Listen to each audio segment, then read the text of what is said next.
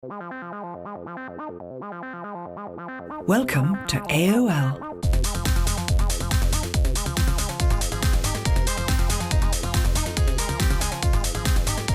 Welcome to AOL Underground.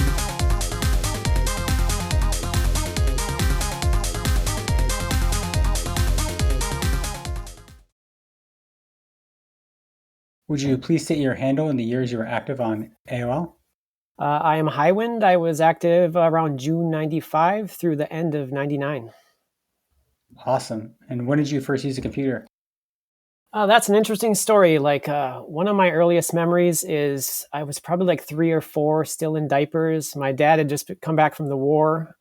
He was over in Vietnam and Germany for years, even though he never saw action. He came back. He didn't know what to do. He's going to start his own business. And my mom at the time, who was watching us full time, me and my sister, said, I got to go help out your dad, get his business started. You're going to be with my brother, Jay, who I was like 3 or 4. He was 10 years older than me. So he was 13. He's going to be my babysitter. And I didn't know it at the time, but there was a car dealership across the street and they had an arcade in there. And, he was into video games, obviously being a teenager in the 80s. He was all about that. So one of my earliest memories is literally him lifting me up on a chair, putting me in front of Q*bert, big yellow machine. I don't know what it was. He plops in a quarter. I'm like, what the heck's going on here? He kind of reaches over and says, here's Q*bert. Here's the joystick. Here's how he moves. Go this way, this way, this way, this way. And if you're familiar with Q*bert, he kind of goes like diagonally. So it's kind of hard to get the hang of, and basically my first time playing Q*bert, he kind of showed me how to do it. And I beat the first stage and he was like, whoa, I can't believe it. Like this little kid beat the first stage in Q*bert. Somehow I impressed him enough, that he wanted to be my full-time babysitter.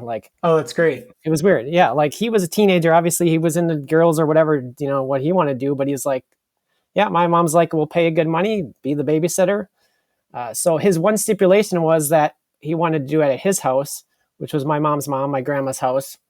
He had a bedroom and literally going in there was like an old hacker scene from the 80s with like rows of computers and posters on the wall and food and drinks and it's filth, laundry on the floor, And he literally put me in front of the computer and I think it was like an Apple IIe.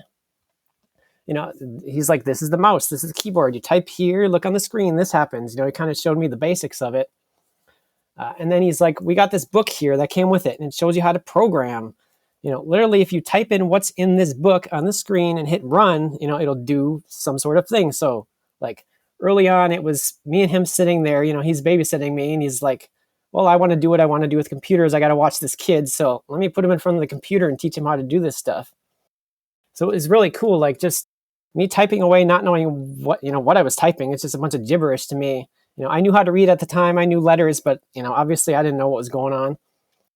We hit run for the first time and it started drawing lines across the screen, in patterns and all these fractals and spirographs. And I'm like, holy crap. It took us 4 or 6 hours, a whole day just typing this stuff in one line of code at a time. By the end of the day, we had some result of it. And I was like, whoa. And he's like, this is awesome. Let's keep going at it. We kind of looked at what happens if we change this line of code? What's going to happen? Sometimes the shapes would change or sometimes the program wouldn't run. We kind of just together we learned because at the time he didn't know BASIC either. So we kind of learned together, just me, the 3, 4, 5-year-old, and him, a teenager, sitting in his room. He's getting paid to babysit me and we're both learning programming. That was cool. That's super cool. Yeah. That's really exciting, especially to have somebody to kind of be your teacher, even though he was learning at the same time, but he was just like, this is the mouse and this is the manual. And that's really cool. Some people didn't have that. And they just kind of had their parents who didn't know anything about computers. And so getting to get into program as early as you did, that's really awesome. Yeah. My parents literally never bought me a computer. As much as I begged, even though I was a teen, they're like, no, go outside, play with your friends. You have a million friends. You don't need to be in front of this computer. But somehow you got drawn to the computer, it seems like. Yeah, I think early on, just knowing BASIC, in high school, I was never somebody who liked school. I kind of felt like it was a waste of time, because it came easy to me. I'd ace all the tests. I listened to the teacher. I just kind of understand it. Teachers kind of hated me because I'd do the math in my head and I wouldn't show my work. Because I'm like, well, I can see the numbers and stuff in my head and I have a way of doing it, which works for me. And if I have to go through and write that down on paper, I get really stressed out. I don't know how I went from A to B. It just happens in my head. And programming is a lot like that too. I have the concept, start typing, go on with it. It's going to error a million times, but I kind of have the end goal in mind and just work towards it. So in high school, I don't know if you remember the Texas Instruments, like graphing calculators. Yeah, I had the 82. Yeah, they gave us the 82, which sort of had like a basic, you could write like mini programs or apps in BASIC on it to do like graphing stuff. But then when the TI 85 came out, I actually got one from a friend who wasn't using it. He had just graduated and he gave it to me. So I was like, whoa, this does basics too, like basic programming too. So I literally sit in class like the way people are with their phones now, just like staring at it all day. Like that was me with basic. I was like, I basically spent like months just programming games and apps on it.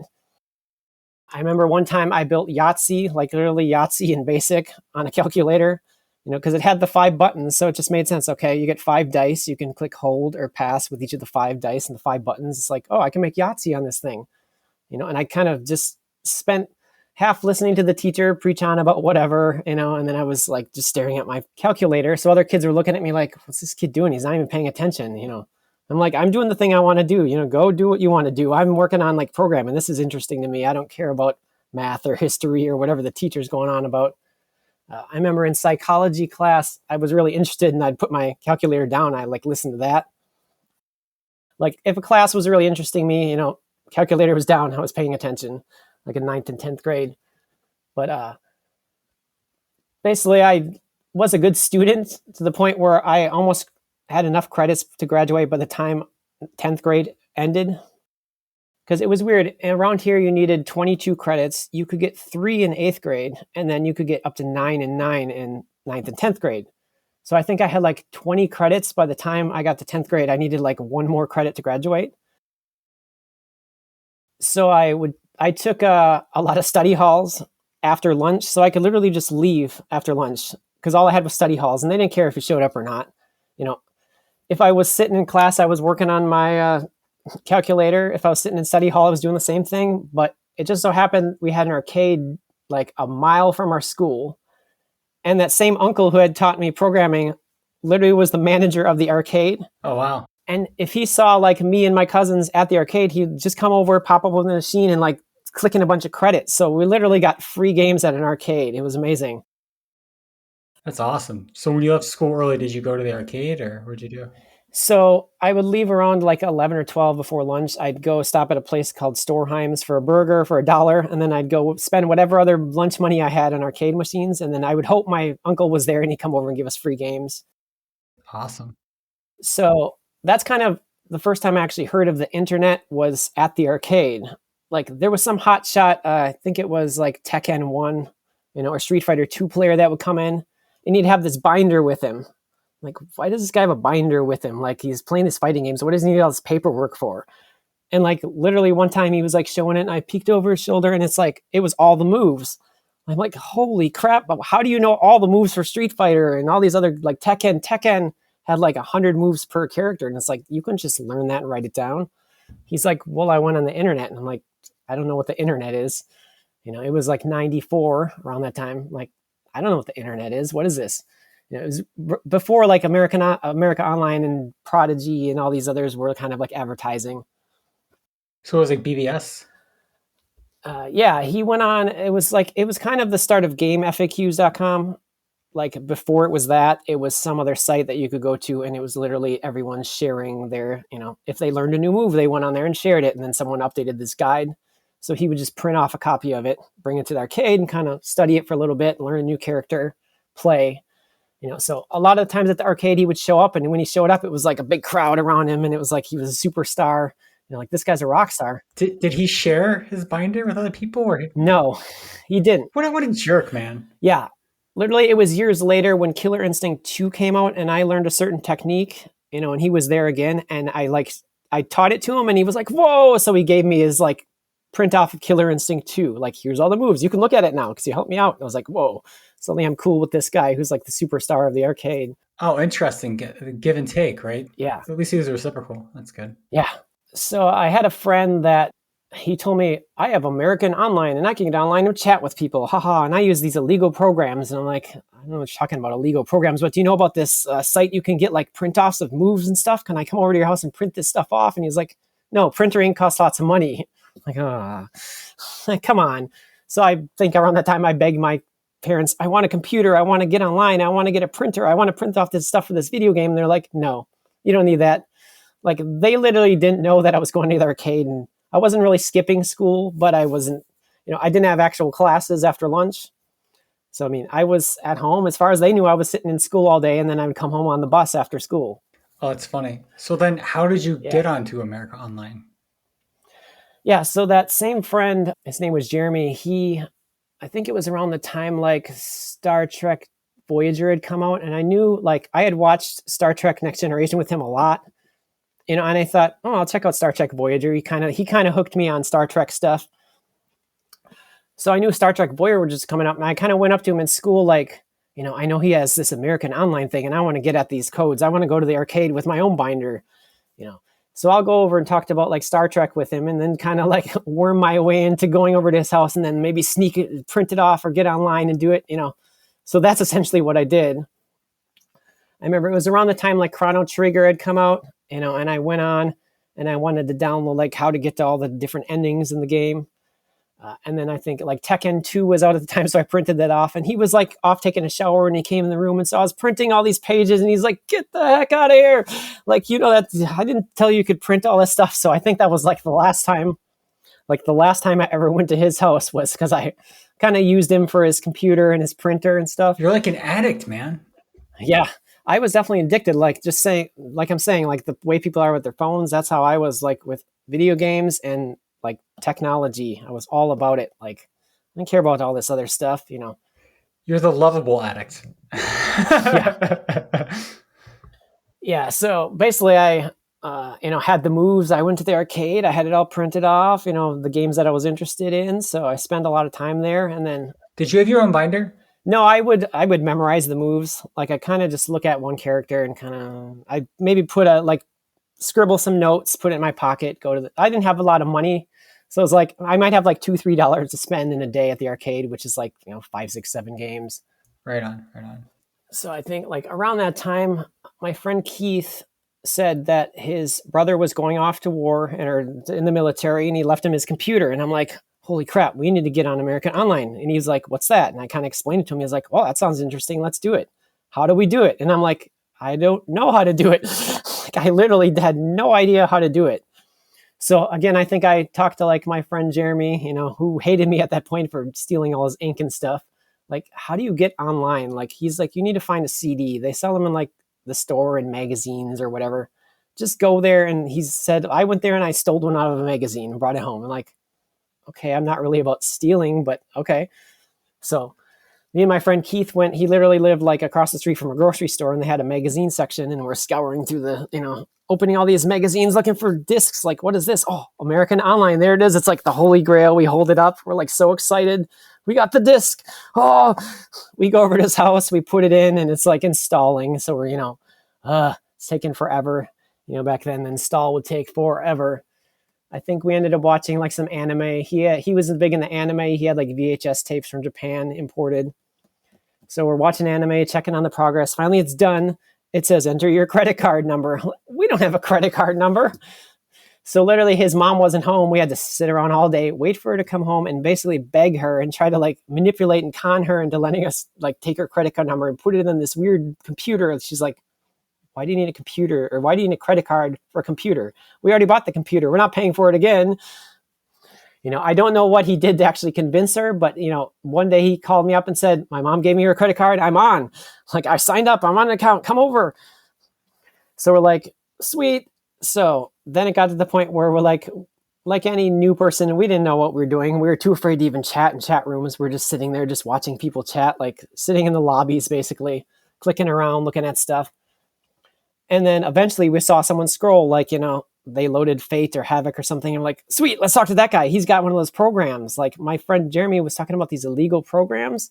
It's got to be one of those. Let's ask this guy how he got it. And what did he say? he basically explained like, no, this is illegal. I'm not sharing it or something. If you want one, go to this room, like private room. And like, private room, what's that? Like, how do you get to a private room? Noob. So I think we just randomly asked and like, my friend just left her private room, whatever. Like, how do I get there? And they're like, kind of explaining to us, go to the keyword or whatever in the menu and type it in and hit enter.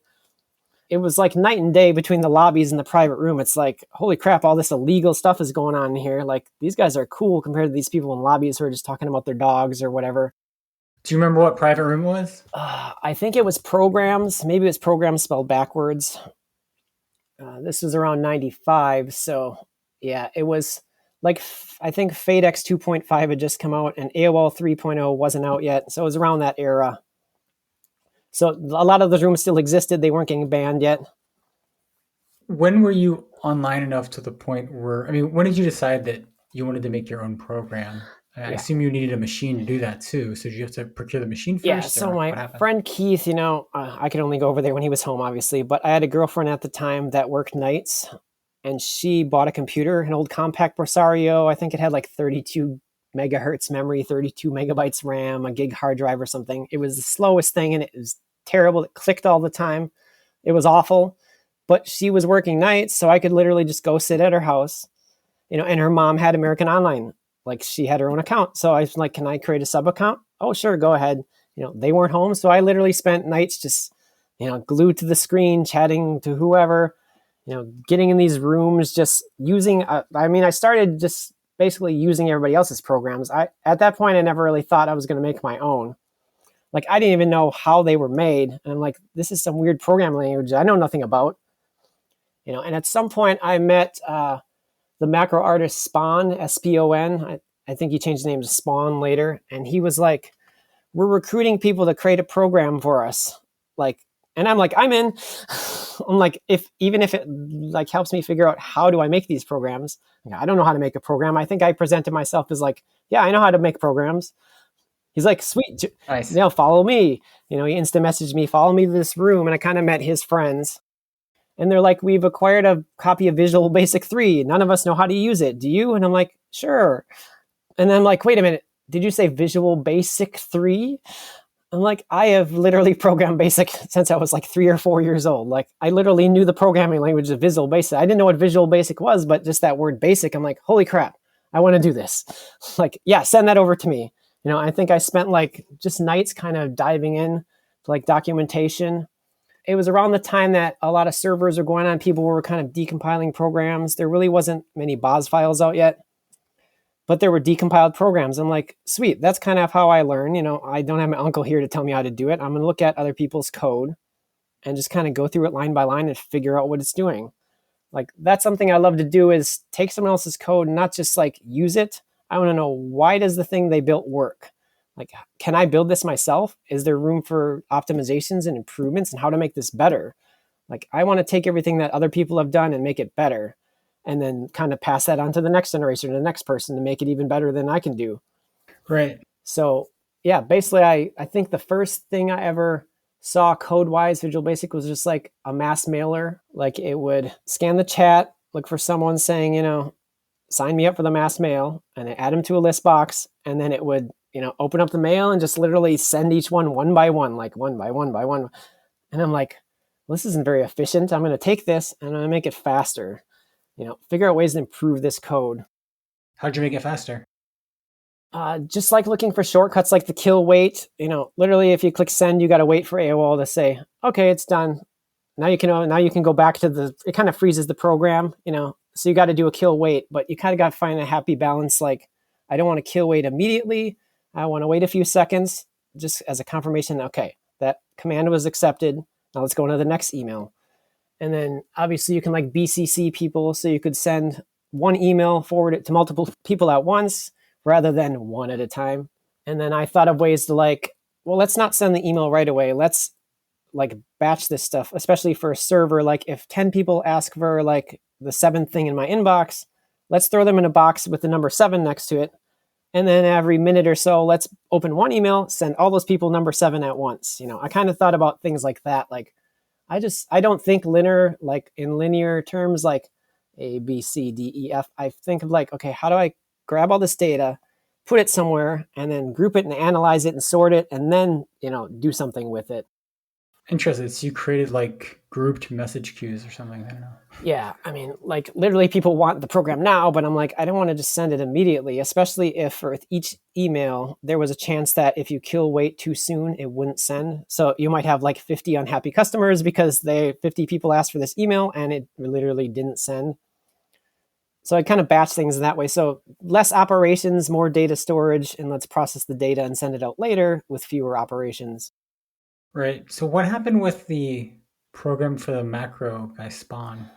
Actually, I did make that. It was called, their group was called Jawa, like from Star Wars, Jawa. And they're like, we need a punter. So here's our interface. They already had the interface design, but they didn't know how to make the buttons work. Like literally, I had a form and they had a bunch of buttons on it. And I'm like, we want to click punt and punt someone. Like, how do we do it? So they basically sent me the framework for what they wanted to look like. And I didn't know how to do it at the time. Like, what's a punt? Like at that time, I didn't know what a punt was. What do you mean punt? So I think I went like, go ask some people that I talked to, like, what's punting? Can you explain it to me? And they're like, well, it's something that you do, check out these other apps. They do it too. And I'm like, okay. So I think I found like a decompiled program again with a punter in it. And I'm like, okay, I understand what it's doing. It's just sending a bunch of IMs at once with like a bunch of code in it. And I didn't know what happens when you send someone a bunch of IMs with a bunch of code in it. Like, okay, literally I went on my girlfriend's mom's computer, and signed on her modem. She had her own modem separate because they had two lines. So I sign on an account on hers, I sign on an account on mine, and I like send the message over and I go over to the other room and check it out. Like, holy crap, she's offline. What happened? Like, how did that kick her offline? Like, okay, punting kicks you people offline. So, essentially I built the Jawa forum. I don't think it ever got released, but they were kind of like, okay, what else can you do? I'm like, sweet. So that kind of started my obsession with just building things that did things. Like, I'd literally be on AOL doing things and thinking, oh, I wish it did this. Why isn't there a shortcut for this? Oh, I can just build it myself. Like literally like a room bus, obviously I can't get in the room. It's full. I think Toke's room bus was popular at the time. I'm like, okay, take a look at what he's doing. Okay, I can do that. That's essentially how I started, just looking at what other people were doing and figuring out, can I do it? And not just can I do it and release the same program, like what can I do better or different? Right. So it's almost like that group, they were kind of like the user experience, the UX team, right? And they give you the graphical interface. If you correlate it to today, like in business terms, right? You have like the graphics, the UX team, and then you have the front end, you have like the back end developers. Were you like the back end developer in this case? Yeah, I would be back end. If like the front end is what the user sees, back end is all the code, behind the scenes that no one sees. That's supposed to be private and hidden. Okay, so you were a back end developer. They were the front end. That is kind of funny. Yeah, but it was good. Like I had never designed an interface in Visual Basic, so they've literally handed me like an example of here's what a prog looks like. I'm like, oh, so you can drag buttons around and you can do this. You can resize it. You can put colors on things. I remember it was kind of like an orangish brown with red and blue buttons. It was pretty ugly. Even by back then standards, it was like horrendous. But I'm like, I don't care about that. I just want to see if I can get it to work. I think from there I created like a simple mass mailer, server, Room Buster, some other little tools. Didn't you also create like a cracker as well? Yeah, that was later. Like when I started out, it was mainly I kind of would build something and then add it to like my own function library. Like I'm somebody who loves to reuse my own code. I don't want to spend all night building the same thing. If I can just grab what's essentially a BAS file, grab that code, drop it in a new app, work on the interface. It looks like a brand new program, but kind of behind the scenes, like you said, the back end is essentially the same thing. I'm just putting a new skin on it. Basically, I have like, I don't know if it's like an OCD, but I kind of get bored with any project I'm working on. So if I don't finish it fast, I'm like, oh, this new idea, let's go on and move on to that. So a lot of what I did was just small one-off programs that did, one function, like a server, mass mailer, a punter, a tosser, whatever, like a toolbox of some kind. Or if I notice like some little feature in AOL that let's automate that, I'd build something like that. I never really built like a full featured program. I mean, aside from like, I guess some of the later programs like a cracker would require a lot more time to develop. And those are the kind of things I did, long term. And then in between, I do all these little programs. Okay, cool. Did you decide that you needed to start cracking for some reason, or just for fun, or what? That's an interesting question. So the short answer is I got my girlfriend's mom's account canceled for doing illegal activities. How'd that go over? Not well. She was not happy. Like, what did you do? I got this message from AOL saying you spread a virus around. And I'm like, a virus? I'm like, oh crap. So what it was is I thought it'd be a fun experiment to have a program that would email itself to everyone in your buddy list or in the chat room you were in, or anybody that was in your inbox. So it would kind of like gather all those names together and build a list and just email itself to everyone. And then everyone on the list that opened it, they would email it, and it would kind of grow and grow and grow, kind of like a viral program, I guess. Like the I love you virus or whatever? It didn't really do anything other than email a copy of itself to every name it could acquire, like quickly. Like someone would open it, it would say like, I think it was called like you got spammed by Hiwind or something. And I actually sent it from my account because it had Hiwind in the username. I'm like, oh, this needs to look legit. So people think it's from me and they're going to open it. Like, great. So like literally overnight, I don't know how far it spread, but I was like, so many people reported, this guy sent me this virus. It blasted a bunch of emails out to people that I don't know. So I could, my girlfriend's mom was not happy. She's like, you sent out a virus. They have the proof right here. It was like hiwind.zip. And I'm like, yeah, I sent out this program that does this thing. It wasn't harmful. I just thought it would be funny. And she's like, well, it wasn't funny. Like, so then that was kind of the reason why I created a cracker. I'm like, well, people get on, free accounts just by cracking someone's account. And if it's a master, they can create a sub. Great. Then they have this fish that's going to last forever. Like, as long as that person doesn't sign in, they can be online for free. I'm a kid. I'm thinking that's kind of a victimless crime to me. Like, if they're not online, they're not using it. I'll go online. I'm not going to use their account. I'm going to create a sub account and use that. And I'm not going to do anything illegal on it, illegal. But yeah, so I'm like, okay, I need to create my own cracker and kind of find ways that I can crack people's accounts. Like, what's obvious to me? Like, someone's going to put in their profile the name of their dog. Like, I have a dog, his name is Rusty. Okay, your password is probably Rusty. Like, boom, their password is Rusty. I'm like, holy crap, it's that easy.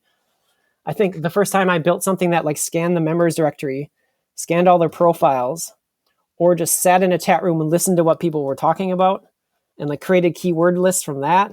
I like overnight I would run that, and in the morning I'd have like a bunch of accounts. Like, holy crap, I have 20 new accounts. Like, these people, they just don't know. Like, they don't know to make their passwords secure. That's really interesting, because if you think about like OSINT and stuff, if you're trying to like, let's say, get into a WordPress account, you can run a program. I think it's called Cool, like CEWL, but basically it scrapes all the words on that website and it puts them into a dictionary, right? And then it'll try those as the password. You're kind of doing the same thing, but on like a per user, right? The profile and then what they say in the chat room, you create a little profile on them, like a dictionary. Yeah, I thought, well, I can have a password list, like 50 common passwords, but like if the word Rusty's not in that list and this person obviously loves their dog, they're going to be talking about Rusty all day long. Like, that's going to be the password. Like, it's obvious. Like, this person's not thinking, oh, some hacker's going to get my account. They're like, oh, what can I put down that's easy to remember that I'm not going to forget because I'm stupid? Oh, I'll write it here. Rusty. Okay, what's my password again? They're kind of like, they just don't know that this stuff existed, like hacking and cracking and phishing and all this stuff. So it's like, they make it almost too easy to hack their account. And again, I don't want to let them know that I got into their account. So obviously you never change the password. Don't change their profile. Don't mess with their buddy list, their emails. Just, you got to look for those master accounts, create a sub, and then you're good to go. So essentially from that point on, I never paid for AOL again. I had enough fish just from running my own cracker for, a year or so. Like, I had one that was like, I think the username was KANDTE and the password was KANDTE. And I don't think this person ever went online because I used that thing for like 3 years. Wow. And I never got kicked off. And I'm like, this person probably doesn't even know they're paying for AOL. It goes on their credit card and whatever. I'm like, so that was good for me. Like, I had a fish that lasted forever. So, what's the savings in that $20 a month for 3 years? I never had to create an account myself from that point on. Can you tell me about the idea for creating hiwind.bas and then releasing it? Yeah, so basically when I first started, I kind of held all my code for myself. And like I said, I love to reuse my own code. And I had like remnants of other people's code from when I was first starting, or maybe from decompiled programs. I'm like, okay, this works. I need to fix this one line. Okay, now it actually works better. Let's leave that in there. Even though it's basically 90% someone else's code, it works. I'll keep it for myself. I'm not going to distribute it. I'm just using that for my own programs to get them done faster, because I want to spend less time, like I said, on the back end, more times on the UI, the functionality, adding features, and then releasing it. Because I was kind of, I worked at a fast-paced schedule where I want to just get stuff done fast. Cool, this works. Let's spread it out there. Let my friends use it. So there was one point where I was hanging out in the chat room and some people were talking about like punting and how inefficient it is. Like, wouldn't it be great if we could all punt someone at exactly the same time? Like, how do we make that happen? And here's me like lurking like, ooh, that's a great idea. I'm going to do that tonight. I'm going to stay up as long as it takes and do that. Like, I'm going to figure it out. So at that point, I already had like a chat command, so you could read the chat and look for commands. I had another thing where I could decrypt and decrypt like text, raw text. I thought, let's combine those. What if I encrypt some text, send it to the chat, and then anyone who's running the same program will see that, decrypt it, and it basically says like, let's punt hiwind. Okay, anyone that's running that program, and like anyone that's not running the program, it just looks like gibberish in the chat. It's a bunch of random characters, doesn't mean anything. Maybe it looks like a scroll. But anyone that's running it, it's like, okay, let's punt hiwind. So the host would basically send out the chat command and then do an IM check. And if that person's IMs were on, then everyone that was like in the group, like the network, maybe it was 3, 4, 5 or more people, would get the command and instantly just start punting. So I'm like, wow, this actually works. Again, I used my girlfriend's mom's computer as like a second host, so I could see, okay, when I send the command here, I created like a private chat room just for myself. Send the command, both computers. Okay, all right. Now they sent this IM. Like, okay, I got it. I got the networking figure out. Like that's sweet. Like, one type of punt is not going to be enough. So let's put that in the string too. Like, I'm going to create like 3, 4, 5 different types of punts. And then by that time I had created punters, so I had all that code. I had various punt strings. Some were not effective anymore. Some were. Like, okay, I'll throw in like 5 different types of punt. Let's do it. I put a very minimal interface on it, and then I create the exe file. Morning comes, those same guys that were talking about it the night before, I'm like, check this out, guys. Net punt 1.0. Like, whoa! Like, how did you do that so fast? And I'm like, I just used the code that I had from other programs, and like, what? So I'm like, well, I use my BAS file. And they're like, oh, that's a good idea. Like, can you share that with us? And I'm like, well, it was kind of around the time where like sharing code was considered like something you didn't do, like especially decompiling someone else's program. Like, that's bad. Like, you're a noob. You can't be decompiling someone else's program and looking at their code. Figure it out for yourself. I'm like, I don't want other people to have to figure it out for themselves because I figured this stuff out. Like, these guys are sitting in the chat room all day trying to figure out this stuff that I already solved the night before. Like, all right, guys, here you go. Here's the code. Do with it what you want. Don't spread it around, because the BAS file at the time was not very clean. It had a lot of other people's like fragments of other people's code in there. It needed some cleanup. Some of the functions in there literally were broken. Between AOL 2.5 and 3.0, and like 4.0 was coming out soon. So from that point on, I'm like, I basically shared it with just that little group of friends. I think it was like private room test. Yeah, or clerks. I used to hang out in clerks and tests. So I had a little group of friends that were all programmers, and they were all like at the same level as me, but I don't think they really sat online as much as I did. So they didn't have enough time to figure out this stuff, where like I'm literally online 24/7 almost at that point, because I was unemployed. This was just after high school, 96-ish. So I was basically unemployed for 3 years, just online doing this stuff. Is this at your girlfriend's house? Yeah. Oh, it's awesome. She had a job and I was like living there for free. Like, my parents lived across town. They were always working. They were never home. So I'm like, I don't want to sit at there's no computer there. I'm like, I'm not going to sit at my parents' house doing nothing. Like, my friends all had jobs. I kind of felt like a deadbeat, but in a way I'm like, I'm sitting here like learning and doing what I want to do. Like, this is the stuff I want to do. I'm obsessed with this. It's got to be beneficial somehow in the future. Obviously I didn't think that far ahead. I'm just like, I love doing this stuff and I'm online, I'm helping out these guys. It was like a sense of community. We're in the private chat room. They're all doing their thing. I'm doing my thing. We're sharing code. We're sharing ideas. Someone will say something. It'll kind of spark like this creativity in someone else, and they'll literally like build that thing and they'll share the code.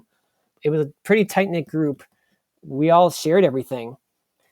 So like the BAS file was very rough to start.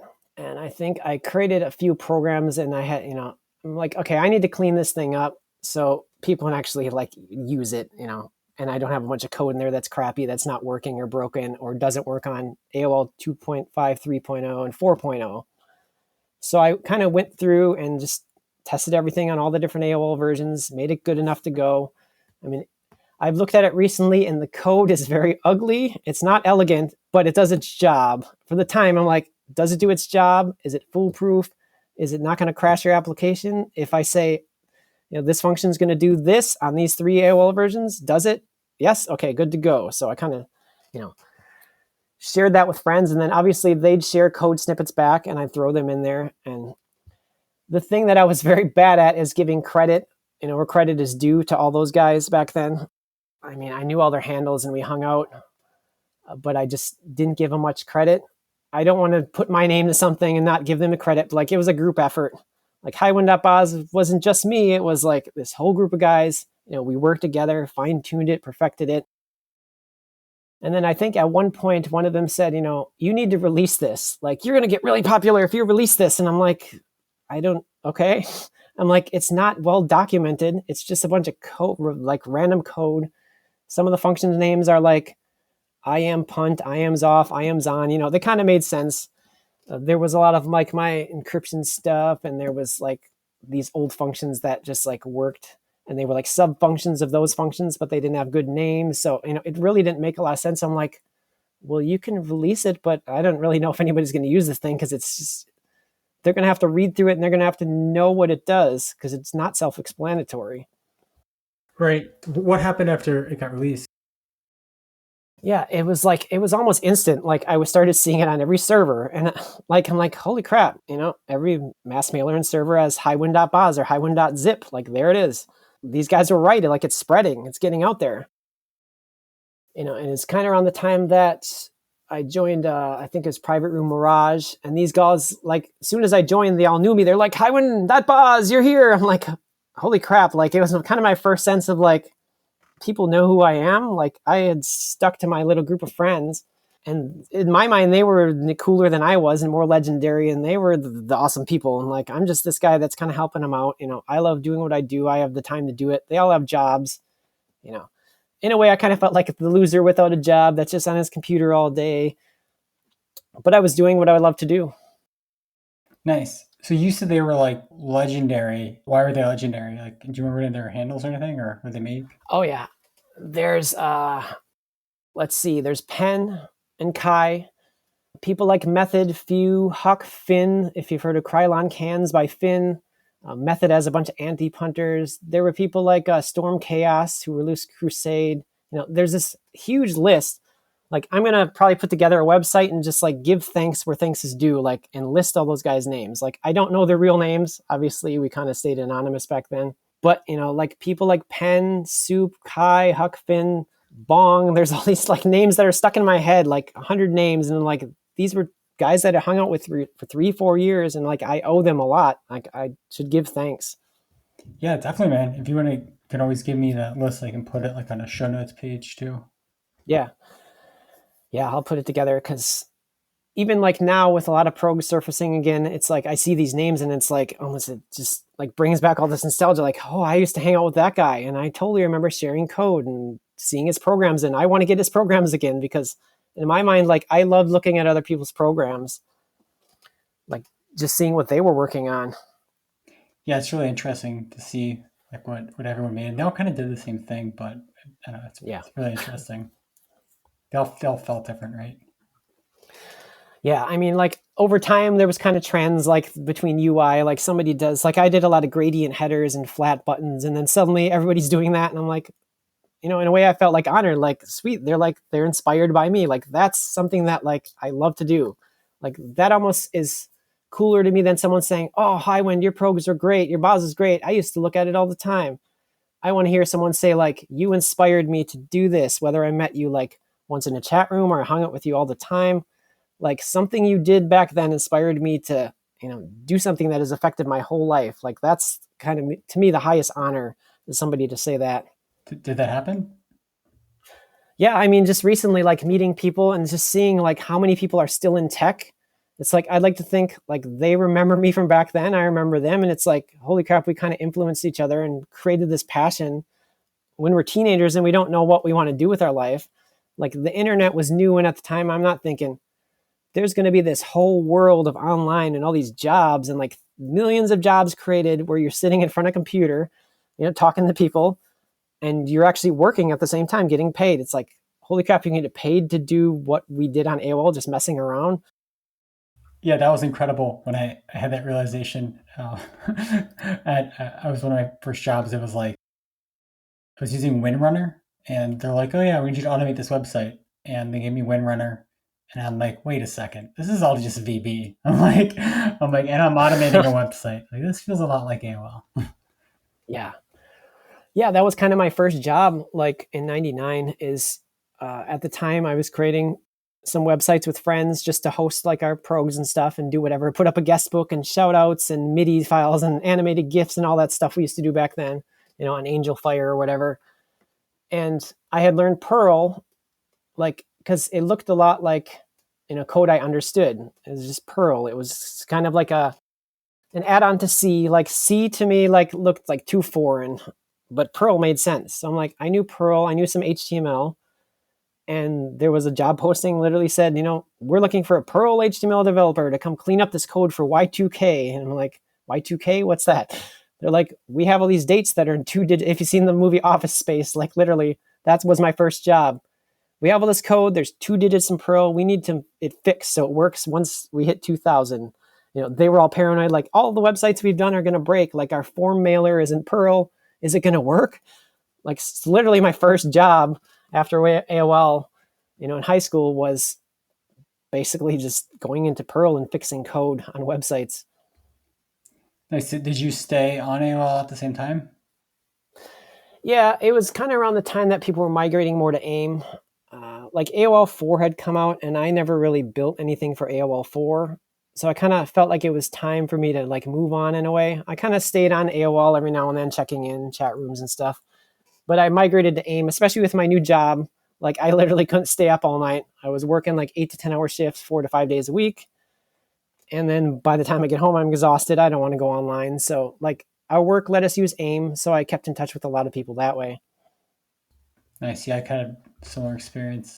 It's funny that AIM like kind of became like the de facto way to communicate, even inside of companies and stuff. So yeah, I was pretty sad when it died. Like we literally all used AIM at my old job until the end. And then we're like, well, now what do we do? Well, luckily Slack was around, I think, by then. So we just used Slack.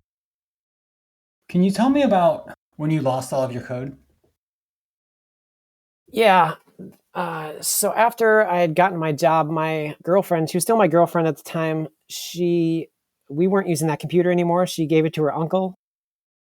And I'm like, I don't have the foresight to say I need to back up all my code. Like, I didn't think that way. I'm like I said, I would work on something and then I'd be done with it. And like, if I wanted something backed up, I'd just share it with a friend and then maybe they would share it back with me. Okay. Oh, guys, I lost my file. Send it back. They had a copy of it, but I didn't send any of my like raw source code for any of my programs or any of my unfinished stuff to anyone.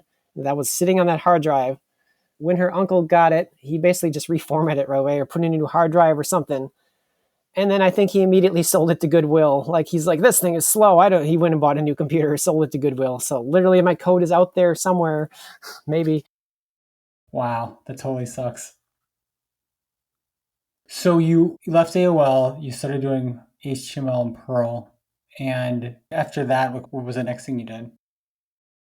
The company I had worked at was just local and I kind of worked as a freelancer, even though I literally went into the office. It was 2 miles. Well, actually, it was like a 5-minute walk from my apartment before I moved into the house, and then it was 2 miles away. So I just kind of worked even back then, I worked from home. I didn't have to have AOL anymore because they paid for, I think it was Roadrunner back then. So I had actually fast internet. Like, holy crap, this is fast. It was a whole new world. Like, things are fast. I can watch movie trailers and stuff. Like, I don't have to wait for them to download all night. So it essentially just became, well, I don't need AOL anymore because it's slow and I don't have time to go on it. So I'll just stick with this job and kind of keep working my way up. At the time, the company was pretty big and it was owned by one guy, and he tried to do like a hostile takeover from the boss, and it backfired. So he took like 80% of the employees with him to his new company. So I got left behind, which was good for me because I got a big raise. So I'm like, that was incentive to stay. Like, sweet.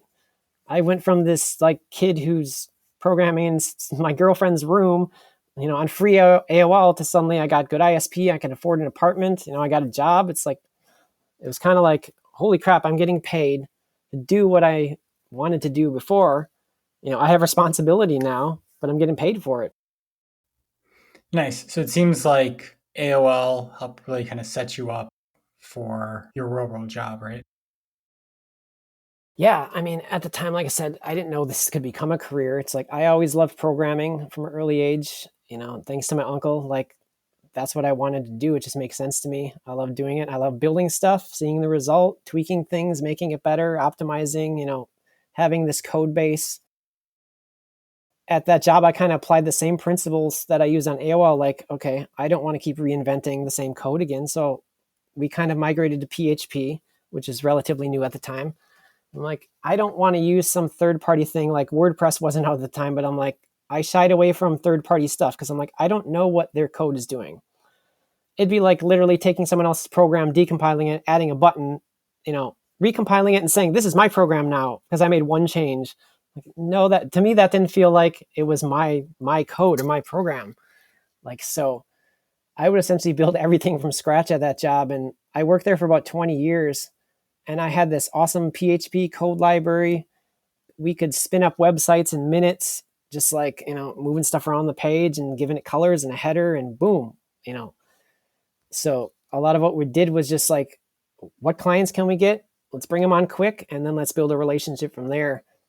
So it was just cool to have that knowledge. Like, here's how to get things to work and reuse my own code and know it's going to be stable because I know everything that's going on in that code because I literally built it. So if there's a bug, I take responsibility for it because it's my bug. I put it there. That's great. Yeah, not a lot of developers get to like fully build out the entire application. A lot of times they just inherit sometimes decades of technical debt. So that's cool. Yeah, my current job, that's what I'm at. I'm at 5 years of a previous programming team in India that they decided to bring an in-house team. So I'm kind of the lead of that. And it's like, well, here's 5 years of code, figure it out. So I'm like, okay. So over the last 2 years, I've kind of been figuring that out. And so before, where you had, you have nothing better to do than just program all day and stay up all night, you have the luxury, right, of being able to just deciding what to rewrite. But now with like deadlines and stuff like that, how do you decide like what to rewrite and what not to rewrite? Well, I think because like that entire history of knowledge, from AOL and from my previous job, I think that's why they hired me. Like, because it was a pretty green company where, they had those 5 years, but over the past like year before I started is where they really started pushing and growing. So literally they hired me saying like, what do we need to do? Like, how do we make this good? How do we make it modern? Like, how do we get a high Google rank and a high site speed score? Like, we don't know how to do any of this stuff. And the team that did the website, they didn't want to do that stuff because they were just basically told what to do. Where I'm like, well, I have all this knowledge. Like, that's sweet. Your guys are hiring me to apply it. It's almost like helping old friends, like I stayed up all night so that you guys don't have to, that kind of thing. Nice. Can you talk about Re-AOL, how you found that community and how Highwind has been received there? Yeah, for years I had hiwind.zip, which was my BAS file, and it was all ASCII, and I didn't know how to convert it. Like, I tried every 5 years or so, I get this spark like, okay, I'm going to go online and I'm going to try to figure out how to convert this thing. Like, I don't have any Windows machines. I didn't know how to get Visual Basic 3 installed again. Like, literally, I thought my code was lost forever. And then my friend pinged me one night, like a month ago or so, like, someone on this Re-AOL decompiled your hiwind.bas and converted it to ASCII. And I'm like, no, no, like, holy crap. Like, I just wanted to see my old code to see, like, was it good? Like, what does it look like? By that point, I had completely forgotten Visual Basic. Like, I didn't even know what the code looked like or what I had built, what was there. Like, people said this thing was good. Was it? Like, what? I don't even remember what it did. Like, how easy could someone take this thing and make a program with it? And it was just so cool just for that nostalgia to like open that file and there it is, like the raw code. Like, holy crap, it's like all my variable names were exactly the same. I'm like, I didn't even know you could decompile a thing in a way that would keep all the variable names, like stuff and the function names and all that. So it was literally like, traveling in the past and staring at my computer screen and just seeing all that code right there. Like, holy crap. Like, and from that, like, all this nostalgia started hitting, like, okay, just all these memories that I had not really locked away, but just kind of forgotten about and didn't think about for years. And getting on the Discord channel and talking to people that remember me from back then. And I'm like seeing these names, like, holy crap, I remember I talked to you like for months or years. Like, we hung out in the same rooms.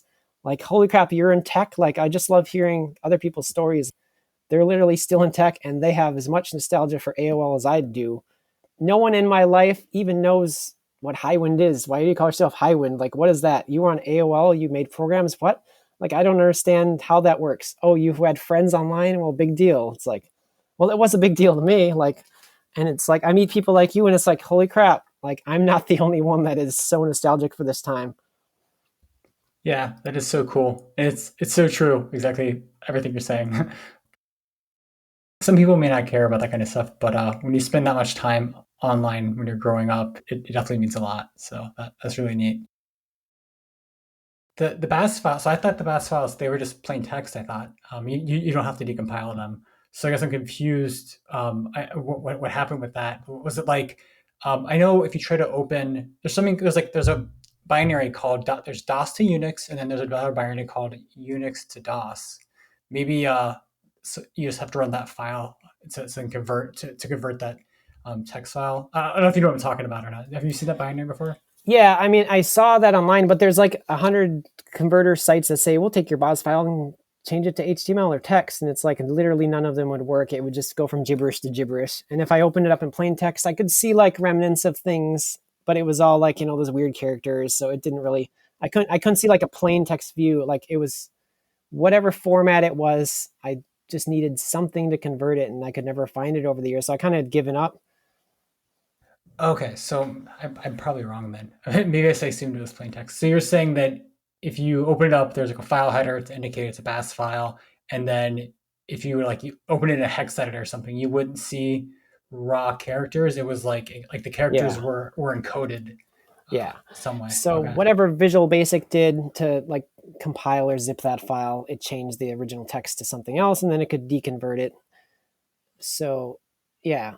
I mean, literally, it was unreadable unless I had whatever program could open it and read it. Okay, that's really cool.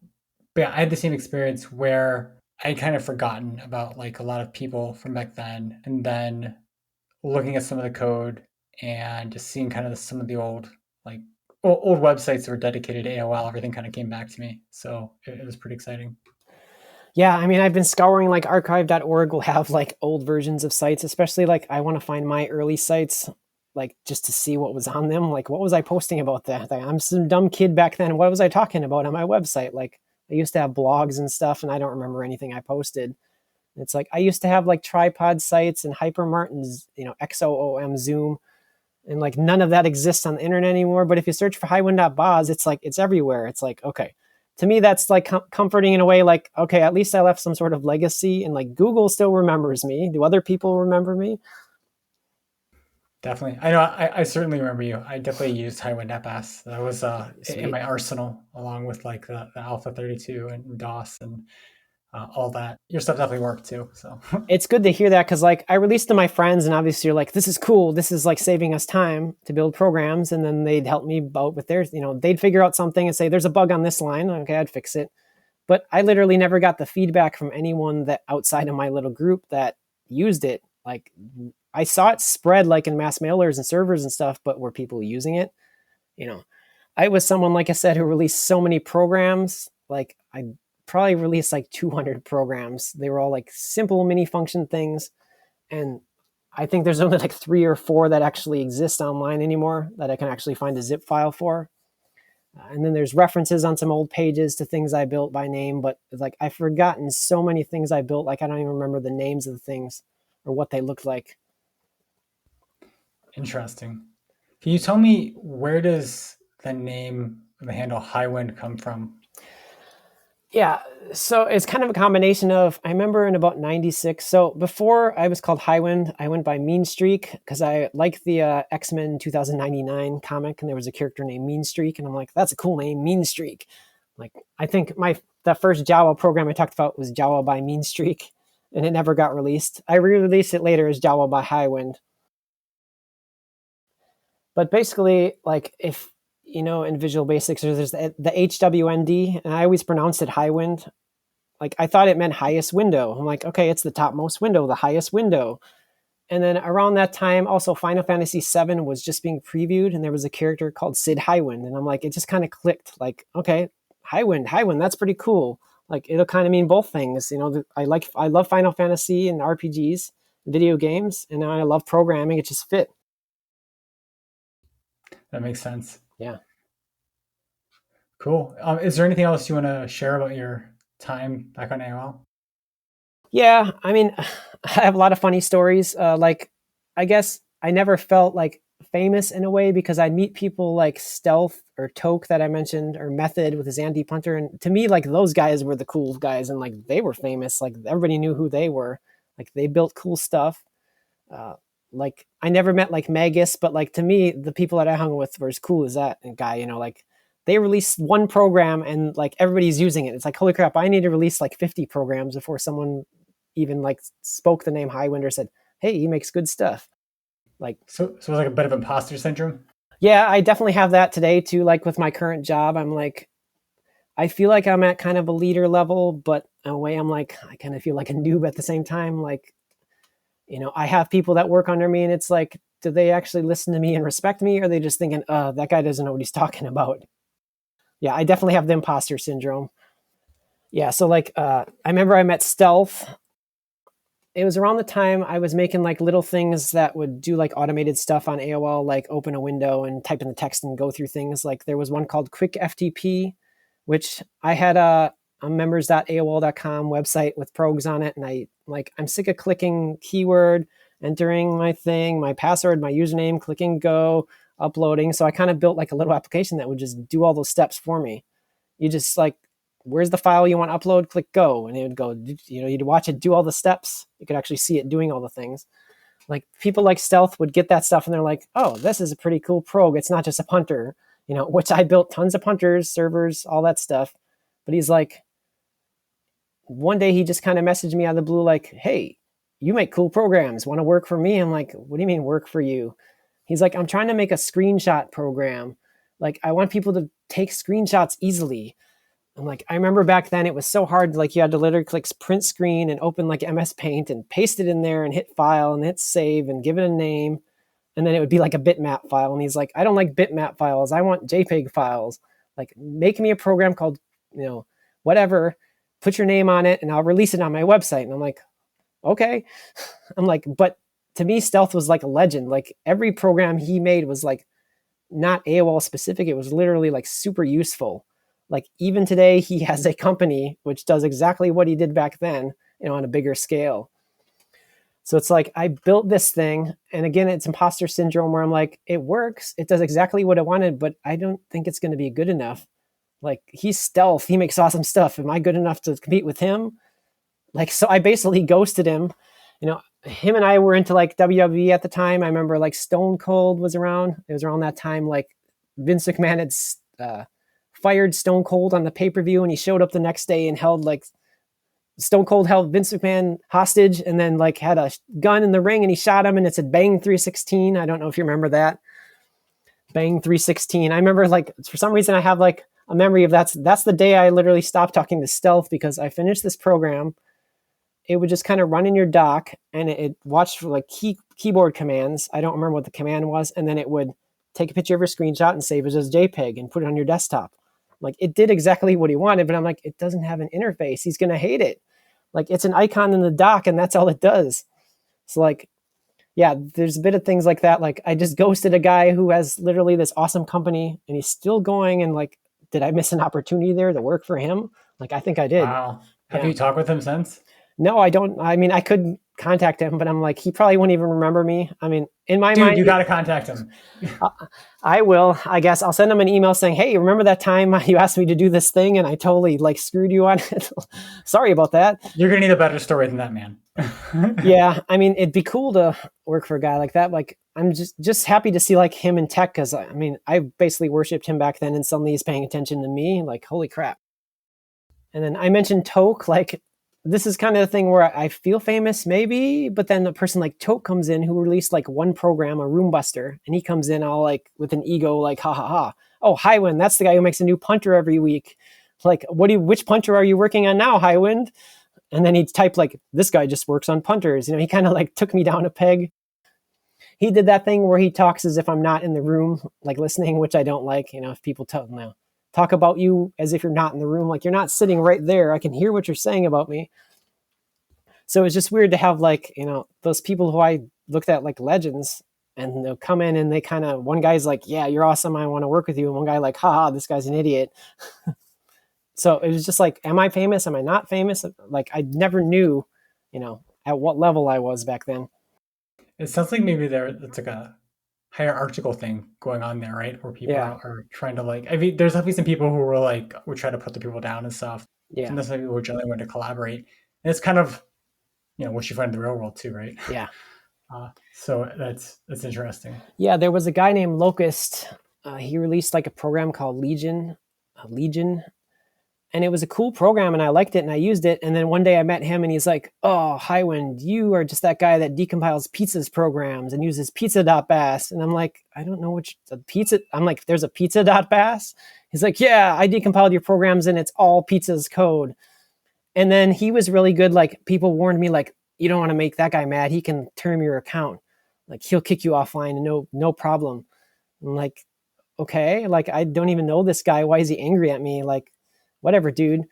And then it was literally like a day later, I tried to sign on to my fish and it was dead. And they're like, oh, Locust got you. He's bragging about it. Like, wow. Like, holy crap. Like, who is this guy? Like, yeah, it's kind of that thing. Like, that's kind of a way, maybe I felt famous in a way or well known. It's like I've heard somebody say in the past, like if something is popular, it will be hated. It's like that stuck with me. Like, okay, this guy just hates me just for being a name that's, you know, known. Like he knows nothing about me.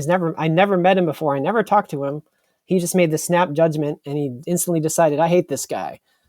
Yeah, that's so true. So true. If you look at the credits of Lucifer X, it was another popular program. He like is in the credits or whatever. He's like totally hating on Dechronic and stuff for like no reason at all, other than he's just jealous, you know. But yeah, that's important. So did you do anything to get back at Locust or? No, I wasn't vengeful. I mean, like I said, I had 100 fish, so it didn't matter. So that leads to a funny story. Like around that time, I changed my handle to Orbit as an experiment to see like, again, like is Hiwind the name that's famous or is it the programs that I make? Like if I change my name and release stuff that's just as good, but looks different, like will people think it's just as good? But it literally backfired. Like, cause my friends knew immediately like Orbit, you're Hiwind. Like, holy crap. Like that experiment failed. I remember hearing like about Stephen King, how when he was younger, he created the pseudonym Richard Bachman. And he was making too many books at the time, and his peers thought, you're doing too much and it's harming us because we can't put out as many books as you. So he created this second handle, basically saying, okay, I'm going to release books under two different names. But people knew about, like, just based on his style, they immediately knew, no, there's no Richard Bachman. That's Stephen King. Oh, that's really funny. Like, so it was weird, like doing the Orbit thing. I thought, can I get away with that? A second handle? But like, just like Stephen King, people saw right through it. It was funny. How long were you Orbit? Probably a few months. I remember I built like a server and mass mailer. And what was good about those was, and I wish I released this code, is because I literally had another BAS file that had a single function in it called like start server. So you could create a program, put a button, and just call the function start server, and it would do like everything itself. like it would watch the chat, build the list, send out the emails, go back online if you got logged out, do the idle stuff, like leave the room if cat watch came in. Like it would do everything it needed to do so you could like set it and forget it. It's like I really wish, that's another reason why I wish I had my old code, because like the stuff I did as Orbit, I really like almost put more care into it because I wanted it to look like really good. Like Highwind isn't even this good. This Orbit guy's even better. Like I wanted to try to fool people like, no, Highwind's a joke, but this Orbit guy, he's awesome. Like, oh, he's the new Highwind. You know? That's really funny. That's interesting. Did you get into, I mean, you were doing decompiling. Did you ever do anything to prevent people from decompiling your programs or anything like that? Or hex editing? Yeah, I just used the pizza's decompiler. That's literally all I used. And then I have a friend, Adam, he went by Cheesox. He would take all my programs. Since Cheesox is the same amount of letters as Highwind, he would hex edit all my programs and put his name in there. And one of them got really popular.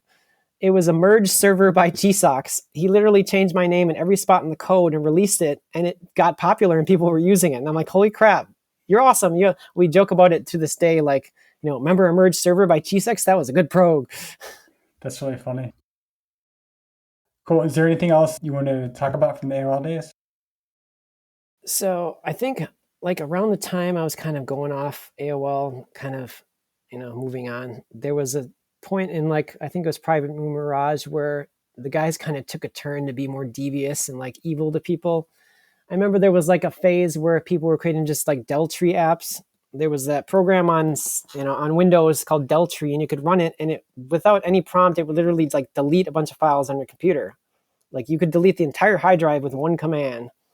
And these guys are like, oh, let's make a program where it, as soon as someone opens it, it brings them to this chat room and scrolls as it's deleting everything in their hard drive. And like, there was one day where suddenly like all these people started coming in and there was all this scrolling going on. And it was like, holy crap. I'm like, I didn't feel like comfortable seeing that. And like, that's kind of around the time I started to like be put off by AOL. Like stuff like that was going on. People were being more devious. They weren't trying to help each other code and stuff. They were messing with people more again, like back in the AOL days. Like suddenly they're harming people's computers and deleting their files. And like, that sucks because again, like I had lost programs at that point. Like I accidentally saved over a folder and lost all my code. And I'm like, oh, that sucks. Like now I got to rebuild everything from scratch. So I remember I was at my friend Keith's house again on his computer. And I opened up, I think it was like FadeX 5.0. And I'm like, holy crap, May just released 5.0 FadeX. So I opened it up and it pops up full screen and it says, Sporks Deltree, you've been pwned.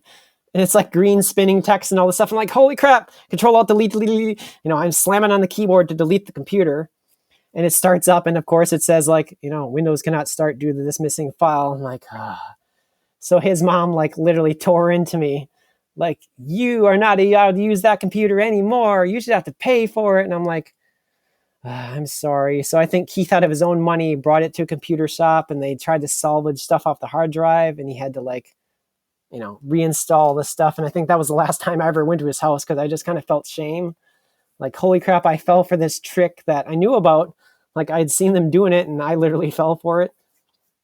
You know, I can look back and laugh now, like, you know, I should have known better. But, you know, these were guys like Spork. I knew who he was. Like, literally, I told him, you know, your Deltree got me. Ha, ha, ha. You know, he just thought it was funny. I'm like, yeah, it wasn't funny. Like, my friend's mom hates me now. But he still thought it was great. Yeah. I mean, they were all about, like, you know, it went from this awesome room, like, everybody sharing code and, like, coming up with these cool ideas. And all the scrolling was like, you know, someone opens their app and it scrolls like, you know, whatever new anti-punter by method. And I'm like, oh, share that with me. Let's check it out. You know, to like, oh, let's cause chaos now. Let's send them all to this room was kind of our haven. And the room fell apart after that. Yeah, I can see that making the room fall apart. Yeah. Did somebody create like a Deltree like detector? I could have sworn I saw that in some programs at some point. Yeah, that was a thing that like Stealth did again. Like he upgraded, he had like password stealer detectors and, you know, virus detectors and like that's again why I thought he was cool. Like he was kind of doing the opposite. He was making sure we were safe and he was protecting people while the rest of us were kind of like causing the chaos. Interesting. Do you know how that code worked? I think he just looked for like certain, you know, if he hex edited it or decompiled it on the fly, and then he would look for those strings, basically if it was a password stealer, it would have a certain strings in it that suggested it was, and then he'd give kind of a level of, this is definitely a password stealer, this might be careful, or, make sure you back up your hard drive before you run this, that kind of thing. It was kind of an early warning system. It wasn't foolproof. I mean, it would literally detect things that weren't password stealers as a password stealer. Nice. Antivirus does that anyway. Yeah. I remember there was a time my tripod site got hacked once by this guy named Scope. I guess he was this kid, he wanted to do a program with me, and I said, oh, sure. But then I kind of forgot about it, and he held a grudge against me. So he I don't know, he hacked my tripod site somehow and took it down and put up his site. So literally members.tripod.com/hiwind was his website. I got to laugh about it. I'm like, whatever. No one goes to my website anyway. My programs are out there. If someone wants my programs, just ask me. That's funny. Cool. Well, thanks for taking the time to come on today. I appreciate it. Yeah, I mean, I love what you're doing. And again, it's so cool to see everybody from back then still doing what we did back then, but getting paid for it. And I feel like in a way we were kind of at the forefront, like the pioneers back then, doing all these things which we thought were just fun. And now suddenly we got careers out of them. And the industry kind of took what we did back then and, learned from it. As far as phishing, hacking, cracking, all that stuff still exists, but people are aware of it, I think, because we were doing that stuff back then. Yeah, definitely. We were hacking and cracking and getting people's passwords, and suddenly today it's everything we did back then mattered to me. So that's kind of cool. I don't feel like today I was someone that was just sitting on the computer wasting time. My parents might look at me like, oh, he was on the computer all the time wasting time. But I'm like, I learned, I evolved that into career, which didn't exist at the time, and I'm having a wonderful time. That's great, man. I appreciate it. Thanks for sharing your story. Yeah, no problem.